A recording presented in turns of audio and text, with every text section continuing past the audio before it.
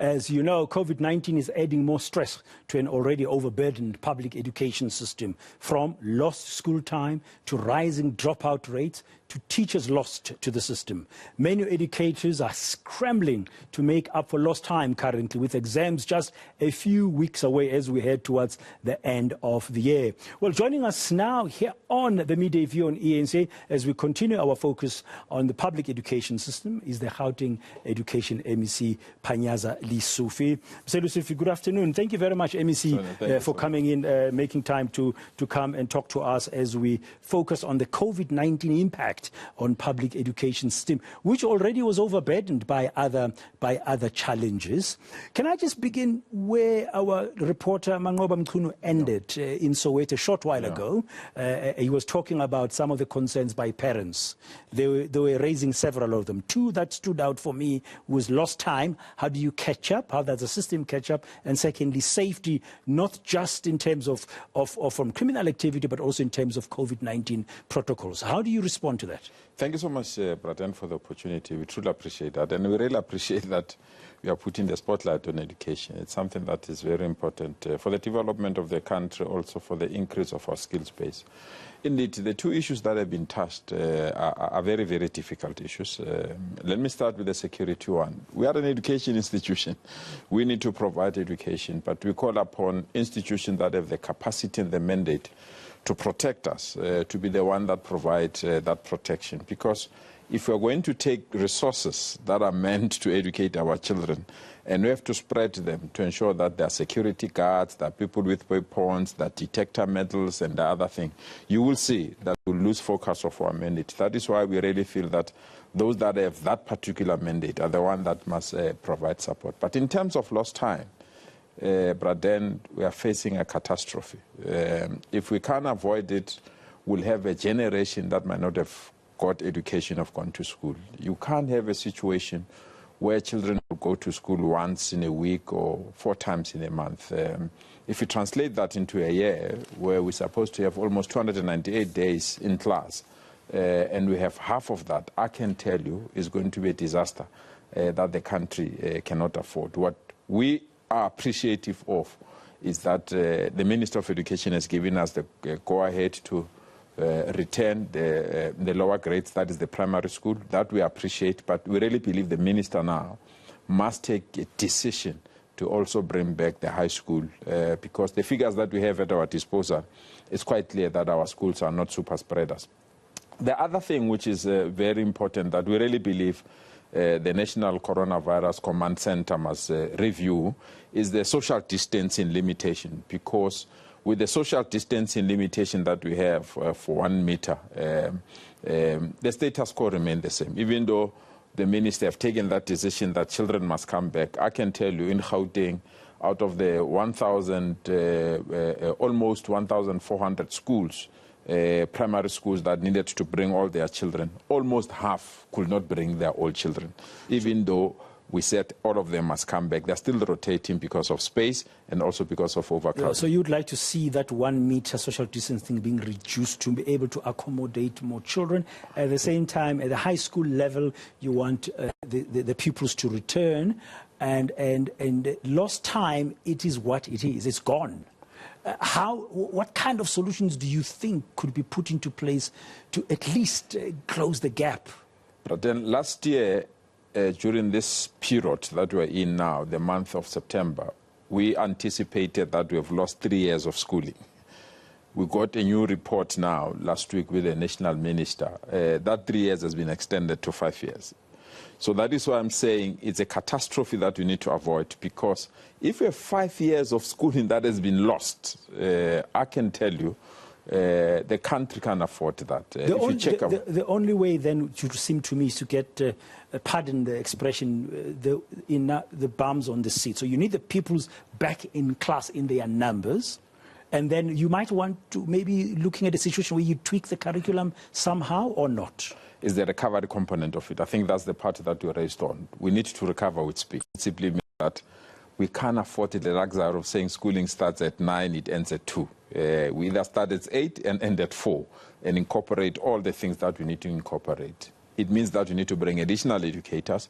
If you check the database of unemployed educators, we can easily bring them on board. There are lots of unemployed educators that can come on board, or support or assistant educators that can afford that. But how's the recruitment process going to happen? Because I understand in Gauteng you have more than 40 vacancies as far as principals, for example, are concerned, and there's all kinds of disputes around those. How do you then fast-track the recruitment of those educators? The good thing with the recruitment in our system is that SGBs can recruit, which simply means people can meet as SGBs, identify the vacancy, recruit, and send the information to us, and then we can be in a position to support them. We want to fast-track that in Gauteng. But in terms of the principals, I'm glad you've picked that up. I'm one person, and I'm arguing very strongly. I raised it with the minister almost 2 weeks ago. We can't afford to continue with the system where we are appointing principals as if we are appointing a ward councillor, where people believe they can raise their hands and say, we want Braden as a principal, we don't want this one as a principal. There must be a different role for SGBs, and there must be a role for a professional body that manages education to determine whether Braden is fit and proper to be an educator. The current system has its own limitations, as you said. People object. Even when they were part of a meeting, they object the nomination of the principal. When a principal is appointed, when you resolve the objection, another new objection comes. You find that within a year, you are dealing with objections rather than dealing with somebody leading a school. Change that it must be handled professionally, because one of the issues that have come up is about poor management of schools. You yourself, I think a few weeks ago, you were speaking, I think, in Alex after that people were stabbed, that the issue of drugs, for example, and crime, and poor management. Now, if you don't have a principal, the head, the CEO, the MD of the school, then how do you run it? A school stands or falls on a principal. If you don't have a good principal, you are starting on a negative. And we are starting on a negative on a daily basis. Because a good principal... Is there anything you can do as a MEC for Gauteng, or are your hands tied because of the structure and the system, because of the SGBs that you've mentioned? It's both. But we have a window for opportunity now. There is an act that is going to Parliament to be reviewed. And we want to argue very strongly that we need professional people to appoint principals. The way we are appointing principal is not assisting the system, is not assisting the country, is not advancing education in our country. Okay, that's principals, but you've said there are many unemployment educators, the teachers are out there. Are you going to be fast-tracking that? You're going to be asking schools to get more teachers on board because of addressing that 5-year lost education time now? To avoid the catastrophe, we have no choice. We have to take immediate decision to bring high school learners immediately back. We have to expand the scope of learners attending schooling. We have to ensure that those educators that are unemployed, one way or another, we bring them on board together with teacher assistants so that either on Saturdays or during the school holidays, we can recover lost ground. Okay. Another challenge, I mean, there's COVID-19, as you've explained. There's a catastrophe we're facing in terms of lost time. But the public education system has been facing lack of confidence, for example, from parents who would want to, South African tax-paying parents who want to support the public education system. How do you bring back confidence in a system where, for example, just the other day, you were sending out condolences to families of people who fight, and one ends up dead who's being stabbed? But then sometimes we undermine our own successes. And it pains me when we've made this meaningful progress, but people still believe that we have not made progress. Let me give you an example. In 1994, we had a choice as government and the ruling party to say, we are coming from a gutter education system called Bantu education. Keep your children at home for 3 years. We want to retrain teachers, we want to rewrite the books, we want to build new schools, we want to improve infrastructure. So that by the time all these things are done, we can bring our children and not have a problem with the education system. But what we did, we changed the engine of an aeroplane while the aeroplane was flying. We retrained teachers when they were still teaching. We changed the curriculum while learners were still in class. We are building new schools when we are still in, and we've managed to succeed. The only problem is that we are held in historic differences. For example, a school that is doing very well in Diepsloot No parent want to take their children there because they believe something that is in Deep Slot, it means that is inferior. But if you check the matric results of Deep Slot High and the matric results of Fourways High, Deep Slot High have done well. For 3 consecutive years, they've given us 100% matric pass, whereas Fourways High, they've not even given us a 100% matric pass. So that's the mentality we need to change. But in terms of overall performance of our children, Braden, I can tell you, your telephone, your child now can talk about that telephone more than you can. When we have bought a new television set, you've bought a new thing, it is your child that can fix it or prepare it more than you can. So we've managed to improve, but it's the mentality and the perception that we need to defeat. Yeah, and I guess sometimes you'll have one incident of violence in a public school that makes the headlines, It's and true. we in the media, of course, have to report on it, and then some parents will say, no, I am fearful. In terms of your plans, I remember a few years ago, you in Gauteng, you said you wanted to build schools for the future. Yeah. You started transforming together with some private sector players, Yes. Building high-tech schools. Yeah. I think there's one in Naledi, if I remember, in Soweto. Yes. There's one in Ekurhuleni near the airport. That technology kind of focus must have been affected by COVID-19. Your plans, you might have had to hold them in abeyance or not. Not necessarily. Actually, we feel vindicated. When we declared before COVID that one learner, one tablet, one teacher, one laptop, one classroom, one smart board, one school, one connectivity in terms of Wi-Fi, people said we can't afford it. But when COVID hit us, everyone wanted to go online. So we feel vindicated. But unfortunately, we're pushed back in terms of budget allocation because people didn't believe in that vision. Now that COVID has hit us, that's when people are making funds available for us. We've built beautiful schools. We're pursuing that relentlessly. We really believe that's the future. But also, Braden, gone are the days where our schools must offer the same thing, all of them. Schools must specialize. There must be a school that specializes in agriculture. There must be a school that specializes in entrepreneurs. There must be a school that specializes in engineering. There must be a school that specializes in medical studies so that we prepare future doctors while they're still within the classroom. There's no need at a primary school. You teach a child to praise a frog, singing they must know how the body functions, how many other things function so that we can prepare that. That's the future we need to. Because if you can't do that, will perpetuate the skills gap. Principles of business. It's true. So that those who've got it within them and who have the appetite to be entrepreneurs can become so. Okay, on the issue of violence, you said earlier that you're working with the law enforcement agencies in those areas to make sure that they assist the schools to keep them safe. It's an ongoing challenge. Indeed. Because we know how big crime is in the country, sadly. But can I bring the other aspect? Because you commented on it as well recently when the figures came out that more than 23,000 young girls in Gauteng fell pregnant. I think it was in 2020 or 2019 to 2020, that period. And then you have some of them who were between the ages of 10 and 14 who gave birth to children, around about 900 odd. And I'm thinking, but that's illegal. That's a crime in terms of the country. That's statutory rape. And you made a statement that you're going to put in some urgent measures in place. You are going to work together with the relevant stakeholders to address the issue of teenage pregnancies in the schools in Gauteng. How urgent is this matter going? Are you dealing with it as you said you would? That's the catastrophe I'm speaking about. That if you have learners that are not at school, then they have to do other things. And if we have a country where amateur sport is suspended, you will have to suffer that consequences.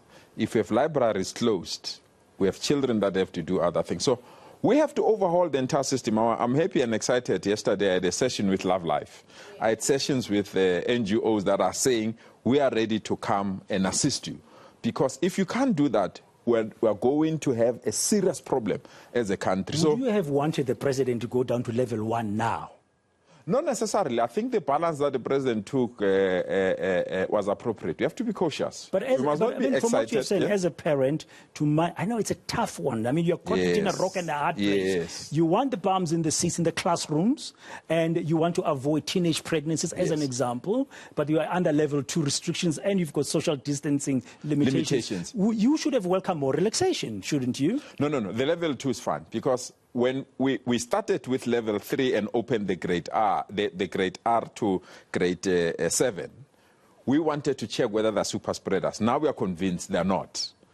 And therefore, when the president went to level 2, we know education as a sector is not a super spreader, especially after in Gauteng almost 97% of our educators were vaccinated. So we can now easily expand the high school component, but at the same time reduce the 1 meter social distance to almost 500 or to half. We really believe it will assist the education system to recover and to focus and prepare for the forthcoming examinations. Okay. Mr. Lesufi, as we finish, I need to ask you this one. Yeah. This now relates to a different type of impact on COVID-19 in your space. The 431 million rand sanitization tenders. The SIU has done its preliminary report. You've received it. And according to what I've seen reports elsewhere, the head of your department is supposed to act on some of those, including disciplinary measures. Yes. Where are we with that? Because as taxpayers, we want to see accountability. But then I'm still hurt and disappointed in the manner that the department utilized those funds. So you were not aware of this tender? Completely not aware, because there were a lot of regulations that were changed during that period. So your normal oversight process were disturbed because we had COVID, people went on emergency procurement and all other things. But I'm glad the SIU has concluded a critical component of it. They've given us a report. I can assure you, Braden, in the next 23 hours, we'll make an announcement as a department. We've received the report. Yesterday we met with the SIU. They've given us... This is the final report now? Not the final, the preliminary report. And you want to act on the preliminary report? Yesterday we met with them. They've given us the go-ahead on the action that we need to take, because we need to also protect them, because they are going to be witnesses in terms of the people that they've identified. Should we anticipate, without you telling us, you said in the next 23 hours, so that's in less than a day, but just to get a sense of it, should we expect criminal prosecution to come out of this, for example? Should we expect heads to roll? Heads will roll on our side. Criminal prosecution is still ICU and law enforcement agencies. But the people that the SIU has given us to say, we really believe we've got evidence against these set individuals, act now. In the next 23 hours, we will act. Yeah. Will some money be recovered? They've already done that. They've already recovered some money. I hope they would then expand the net to recover as much as possible. Okay, very briefly. What keeps you awake at night? I mean, knowing all these things that we've discussed in education, Gauteng is the single largest contributor to the GDP of South Africa. It's an economic hub. We've got people migrating to this province every day, not just from within the republic, but from outside their borders, looking to come in, looking for prosperity. There are two things, Praten. Two crucial things. Our young people are a contested terrain. There are so many people that are contesting for their attention. And one area that is destroying our future and destroying our children is alcohol. If our children get so excited and attracted to alcohol, the future is doomed. And if we can't protect them, we'll never be in a position to grow this country. The second aspect, we must change this thing. We must not be a country of handouts. We must be a country of opportunities. We must be firm as a country that this generation of children must not be a generation that will queue for social grants or an RDP house. It's a generation that will be given education so that they can stand on their home, and as a country we can grow. There is no reason children that are in our school now must drop out and go and queue for social grants or RDP houses or handouts. They must stand on their own, and the only way to do so is through education. And that keeps me up in every night, because I don't think we are winning that battle. Thank you very much. Panayaza Lesufi is, of course, the MEC for Education in Gauteng. He joined us here on the Media View on eNCA DSTV Channel 403, as we as a channel today continue to focus on the public education sector.